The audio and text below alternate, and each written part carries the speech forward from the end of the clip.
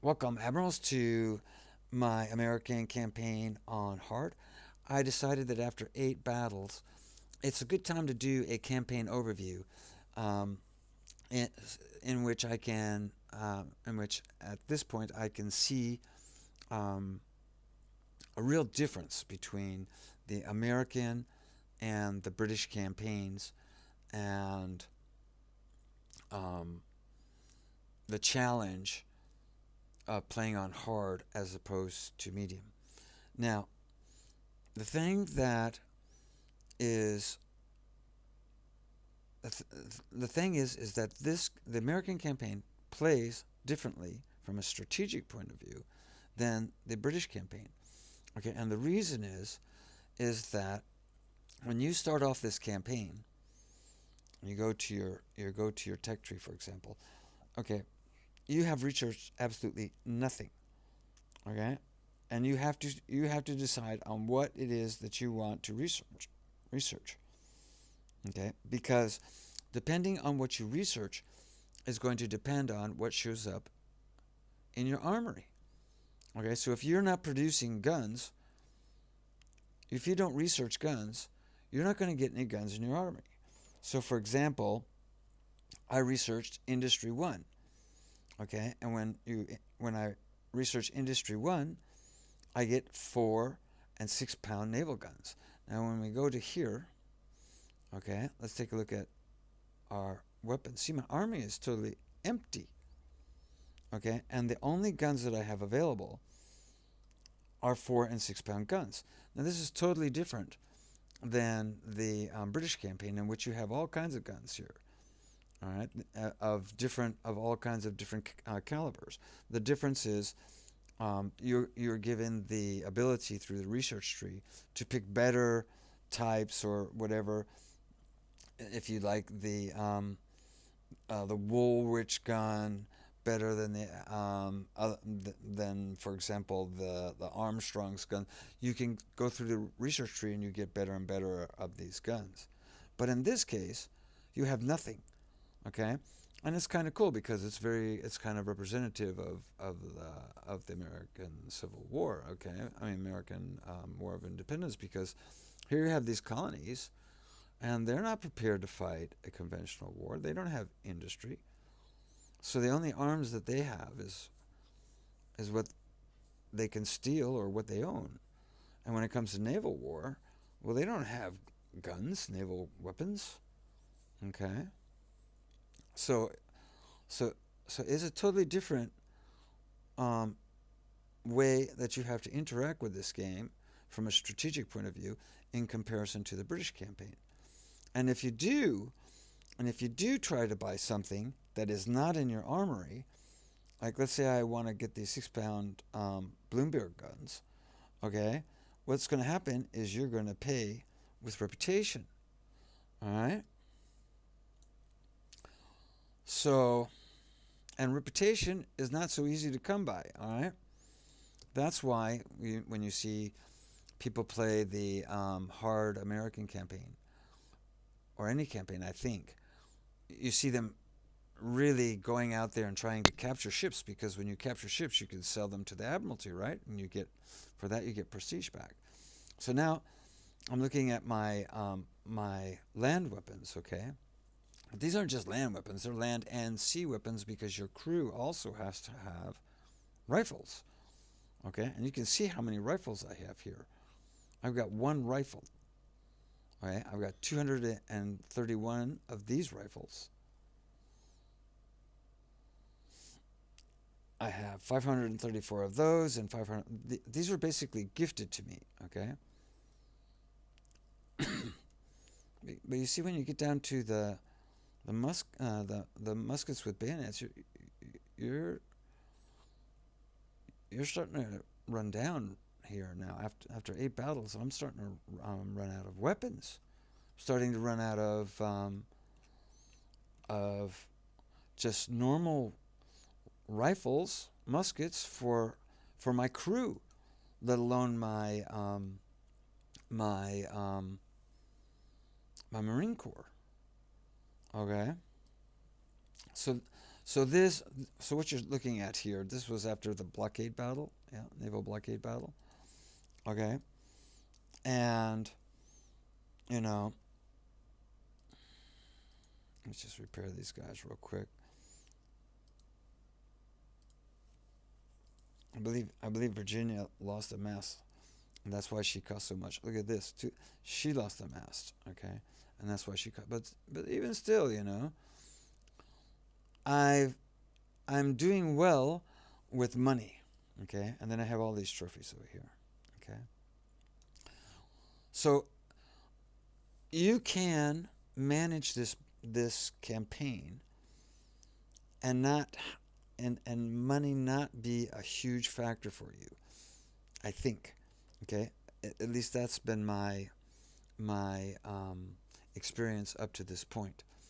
The thing that's been constraining me is um, is um, is my reputation. Okay, so and that's why you want to capture all these ships, right? So I have a merchant, another merchant. Notice these have 3 slots, okay, and 1,200 weight. Okay, another merchant, seventh rate brig, which I'm not going to need because I already have those, and then a sixth rate corvette. Now I have 2 of those, and I could certainly use another. All right. So what I figured was, okay, now I look at my map, okay? Here's the thing from, I get a career point, I got +5 reputation, that's cool. But only 3,600 in money. All right. So far they've been giving me money.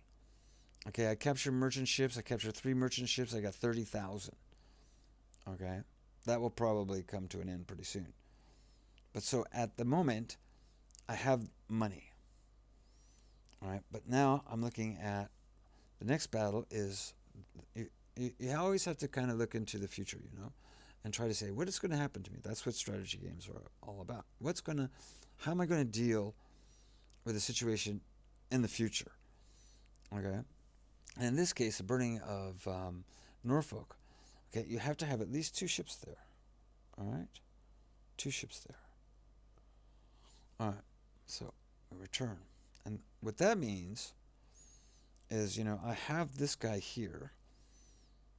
He's a merchant, but he can carry the I can only put 190 troops in per unit because this guy's only 390 weight. Okay, so with only one merchant, that means I'm gonna have to put one of my warships in there. Okay, and like I say, if you look at your armory, remember if you don't have it, then you're gonna have to buy it with reputation. So here, for example, sword bayonet. So let's take this one for example, sea service musket. Okay, 80. I wanna raise another um, Fusilier unit for this upcoming land battle, and okay, so I won't do that because they don't have anything in stock here. Let me see here.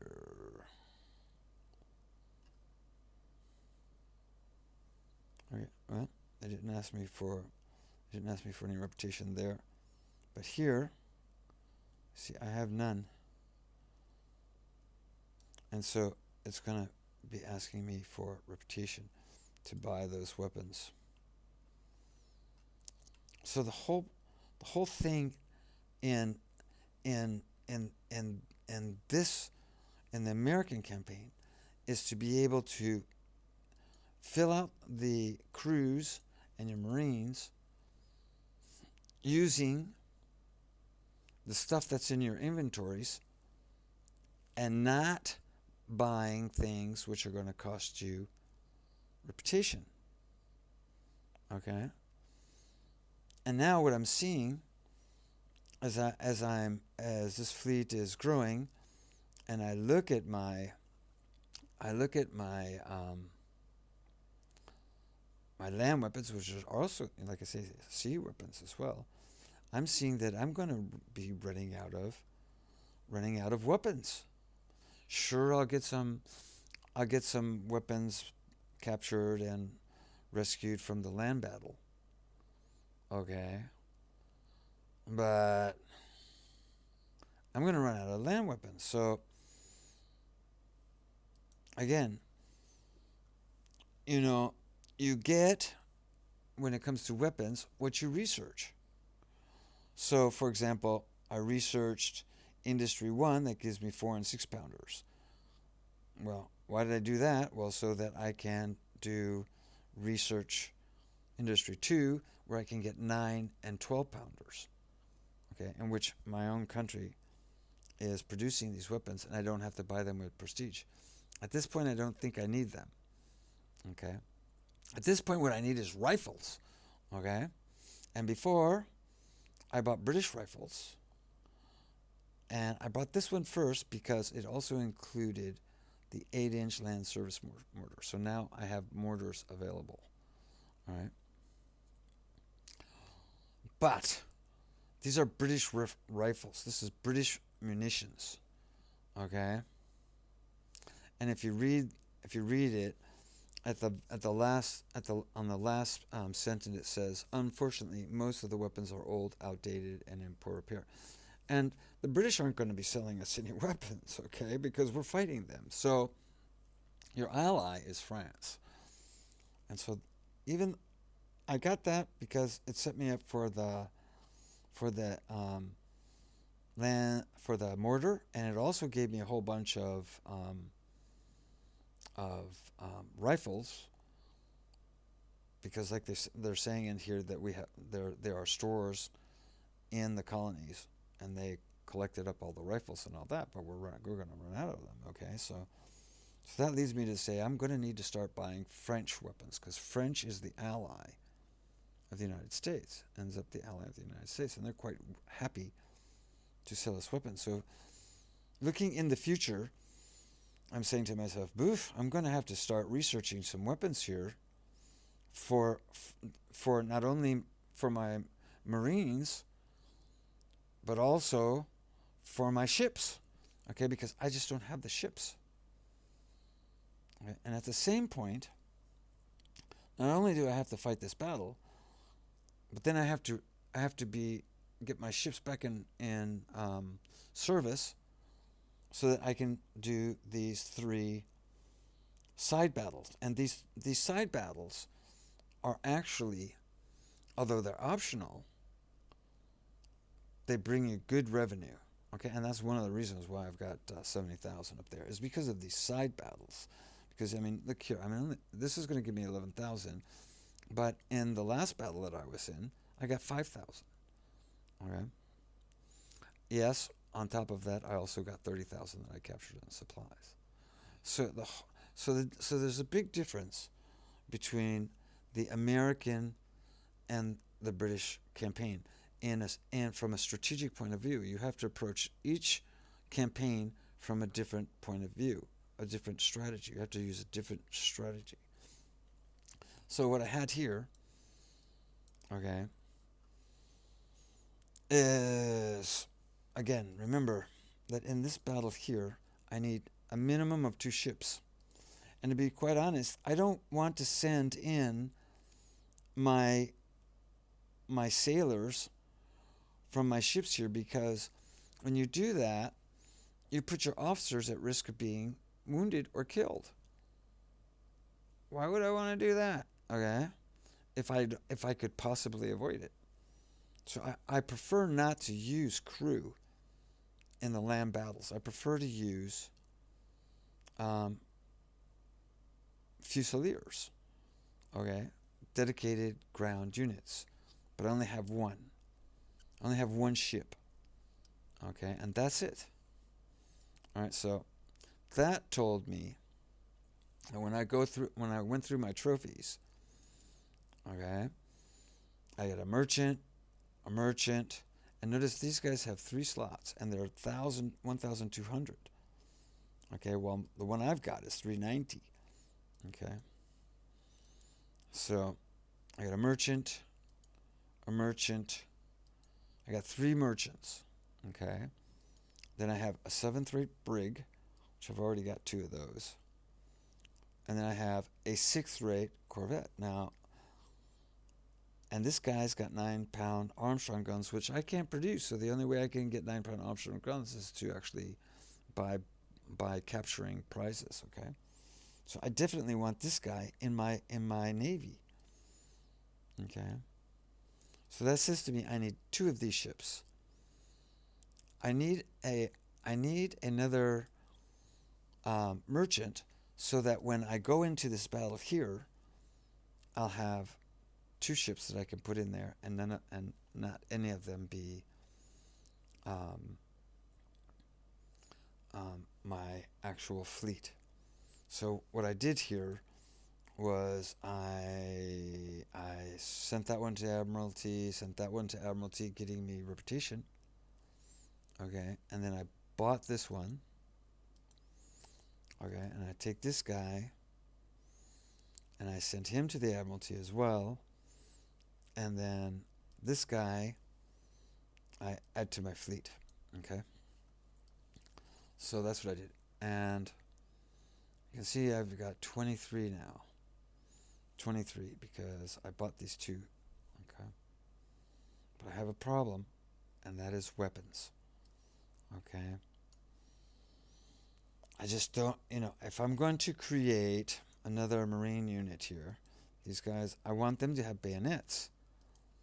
Okay, and when I look at my stocks, I don't have bayonets. I don't have bayoneted weapons. Alright? And I don't want to buy them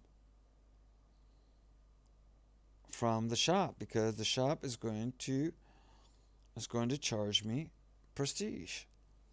See, that's the real problem here, is that getting these weapons without using prestige to buy them. So that is your real that's a real difference here. I mean, there's 2 real differences here. First, you're always fighting for prestige and capturing ships. Yep, everybody, capturing the ships. Capture the ships. Yep, that's good, because you can sell them to the Admiralty and you get prestige points. Okay, but at the same time, you don't want to waste those, because there's going to come opportunities when you're going to have a good ship or whatever that you need those ships, and you're going to have to spend that.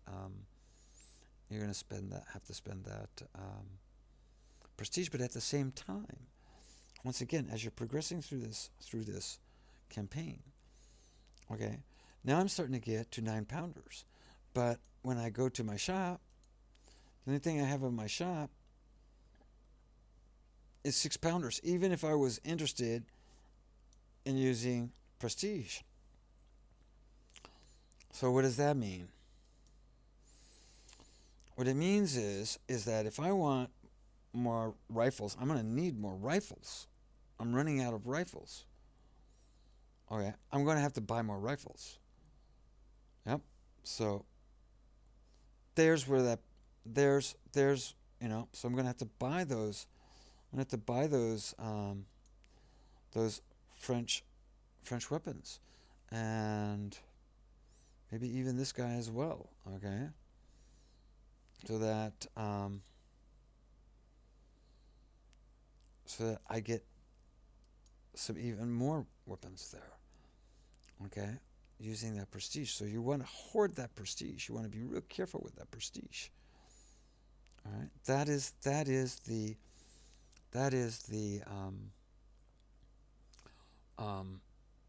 challenge of the American campaign.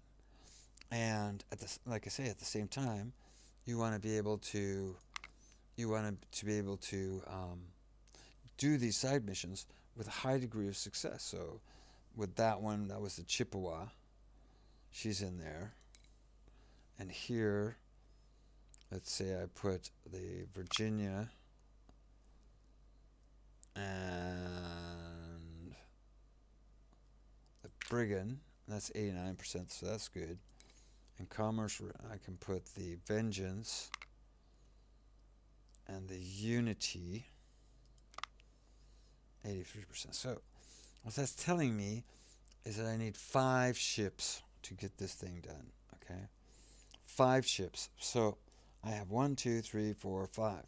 But I'm bringing on this guy here, and he's going to need men, and they're going to need weapons. Okay, he's much better than these other 3 here.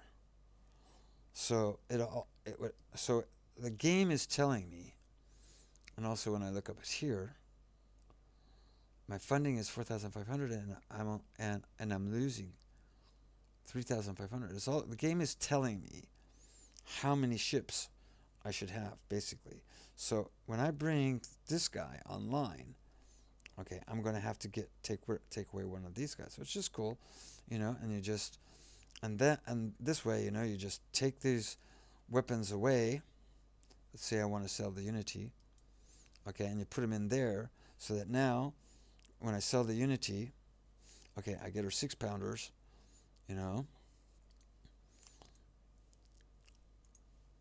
I get her officers, and now when I go here, for example, now all of a sudden I've got 6-pounders here, okay? Not that I want to use them, I mean, they're not very great, so I can sell him. And then when it comes to this guy over here, I've got at least 166 guys, all right? And you see they're 2-star crew because I took it from a 2-star. So, so right off the bat, okay, she's a 2-star crew. All right, so let's take a look at how I ended up handling this problem because like I say, I don't want to use my ships in land battles. I don't want to put my sailors in land battles. I want dedicated units. All right, so this is my fleet. Okay, after I was finished doing everything. All right, and you can see I have my new 6 right here, which I renamed the Peacock. All right, and you see my reputation has gone down to 7, and the reason for that is because after these weapons, if there's going to be any changes, it's not going to happen until you go to the next stage, and then you'll get a refill. I'm pretty sure, huh? You get a refill of weapons. Okay, so what I did was I said, okay, well, I definitely need to make sure I have more weapons coming around. Okay, so what I did was I invested in French weapons 1 and French weapons 2, and I also invested in bayonet. Okay, so that hopefully I can get more bayoneted weapons. Okay, so I spend a bunch of money there. All right, in muskets, because I'm going to need muskets for both my ships and my marine units. All right, and once again, I was talking about how in this battle I'm going to need to put 2 ships there. Well, and I don't want to put my frontline ships. I don't want to put 3-star sailors in there. They're expensive. They're expensive to if if when after a naval battle and you lose a bunch of them, to put them back, and you have to use reserve to keep them at the same level. I mean, they get expensive, and these land battles, they're not not only are you going to lose a bunch of these troops, you may very well lose some very good officers. Okay, and I don't want to do that. So what do I got here? So here we are. So so now I have two supply ships. Okay, 2 merchants. And I brought them up to 320. And notice they all have bayoneted weapons. Okay? I didn't use any of my reputation for weapons. And the way I was able to do that in the end was by giving all of my ships muskets without bayonets. Okay? And I freed up enough muskets with bayonets to outfit my 3 units of Fusiliers. Okay? So you know, I mean, you have to manage with what you got. And you have to plan for the future with with your research tree, because if you don't research new rifles or what have you, I don't think you're going to get any more rifles. Okay, you're going to get some, but you're going to find out you're going to be running out of rifles, and you're going to have to use reputation. And you can see my reputation is now back down to 7. And I don't you know I don't I don't want to use reputation to buy rifles. So it's a totally different way of of of strategy. It's a totally different strategy that you have to play in the American campaign, and I think it's quite interesting and quite fun. It's different, and it makes you think. It makes you plan. You have to think and plan ahead at the same time. Now, in this, I got rid of that one ship there, you know, that I was talking to you about here, the Unity. I got rid of her. All right.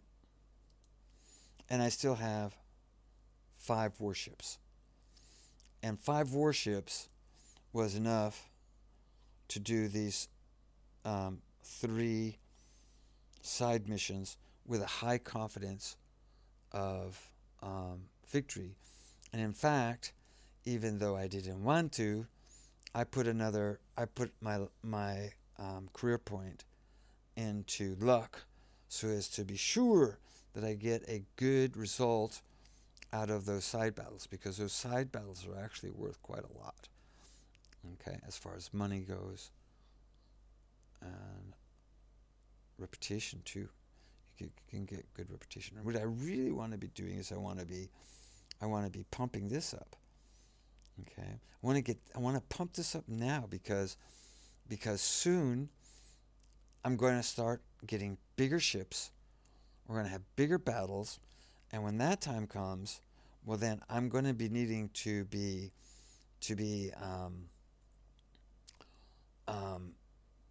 repairing cutting the costs of repairs, for example. Okay, cutting the cost of repairs, and also another thing that I like a lot is crew healing, because when this means that if you have 100 casualties and you have crew healing at 5%, that means when you go back to your harbor, you'll only show 95% casualties. 5 of those guys have been healed, and it's not just the guys who have been healed, but they also bring their weapons back with them. Okay, so it's all kind of interwoven, you see. So and like I say, weapons is a big problem here, So if I have to, so I'm looking at trying to hit this guy reputation as much as I can, because so far it hasn't been a problem. I've been able to live within my means. But there's going to come a time here where there's going to be some stuff I'm going to have to buy, for sure. That's going to cost a lot of reputation. Okay, and making sure I get as much reputation per battle as possible is really important. And then I think I'm going to be headed towards crew healing to get that up. All right. So anyway, There you go. I just thought you might be interested in how I view the two different campaigns. The campaigns are both different in the way you approach them strategically. Um, um, I think there, for some reason, I think there's less interest in the American campaign, but I think it's just as um,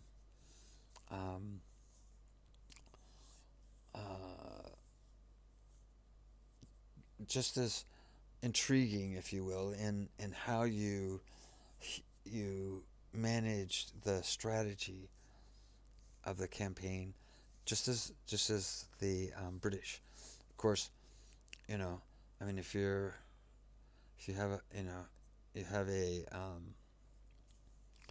liking of one faction over the other, yeah, I can understand that. But when you buy the game, I mean, okay, so you have these different campaigns, and yeah, okay, so it's an American, and you're not American. Okay, so I'm not really interested in American, but you're wrong there because the strategy that you have to use in the American campaign, you might as well you could call it the Mars campaign. Doesn't matter the country. It's the actual strategic situation which makes the campaign very interesting to play. Okay, so I just thought I would give you a bit of a strategic overview on this American campaign, how things are going, how things work, how it is different from the um, British campaign, and the challenges that it poses. And for those who haven't tried it, perhaps you might rethink that because it's very interesting and very fun. So until next time, we're going to have a land battle coming up next. I'll see y'all later.